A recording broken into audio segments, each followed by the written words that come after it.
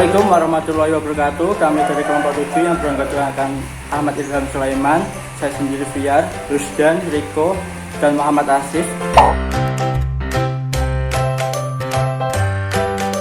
Pada kesempatan kali ini kami akan mempresentasikan naskah akademik dan rancangan undang-undang tentang perubahan Undang-Undang Nomor 3 Tahun 2020 tentang perubahan atas Undang-Undang Nomor 4 Tahun 2009 tentang mineral dan batu bara yang telah kami buat.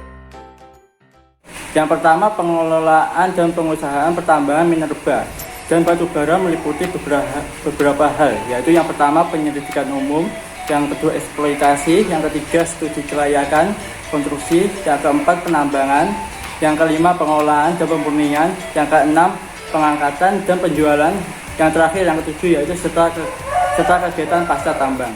Baik, untuk yang pertama, perubahan mengenai regulasi pemanfaatan minerba disesuaikan dengan potensi yang dimiliki Indonesia agar menjadi sumber pendapatan dan pemanfaatan untuk negara secara maksimal.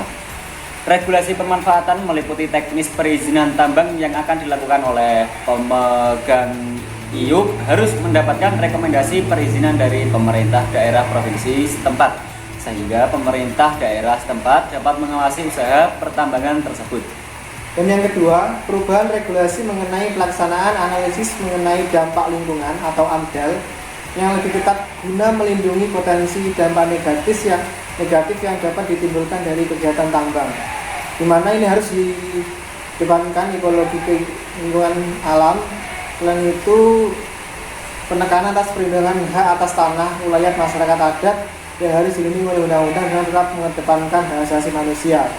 Kemudian yang ketiga, perubahan regulasi tentang lapangan pekerjaan yang bagi warga sekitar atau masyarakat lokal. Ketentuannya pemegang IUP harus memperkerjakan sebanyak 20% warga lokal, WNI sebanyak 70% dan warga negara asing sebanyak 10%. Sebagai ahli teknisi tertentu yang belum mampu dijalankan oleh pekerja lokal. Selain itu, perbagian pemilihan saham yang dimiliki oleh pemerintah, pemegang IUP harus menyerahkan sebesar 51% kepada pemerintah secara bertahap sesuai dengan peraturan perundang-undangan. Kemudian yang keempat, perubahan regulasi mengenai pengelolaan limbah pertambangan minerba yang diawasi dan dibina oleh pemerintah daerah dan pemerintah pusat. Karena selama ini pengolahan limbah bekas tambang malah menjadi polemik dan masalah pencemaran lingkungan hidup.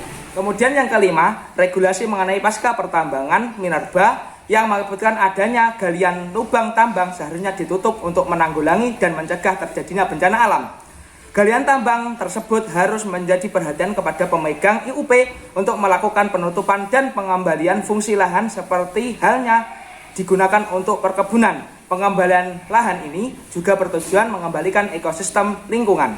Dengan dibuat RUU ini sebagai acuan pelaksanaan operasi pertambangan, diharapkan mampu mendongkrak pendapatan devisa negara dengan tetap memperhatikan keseimbangan lingkungan, hak asasi bagi para penduduk yang langsung berdampak kepada mereka.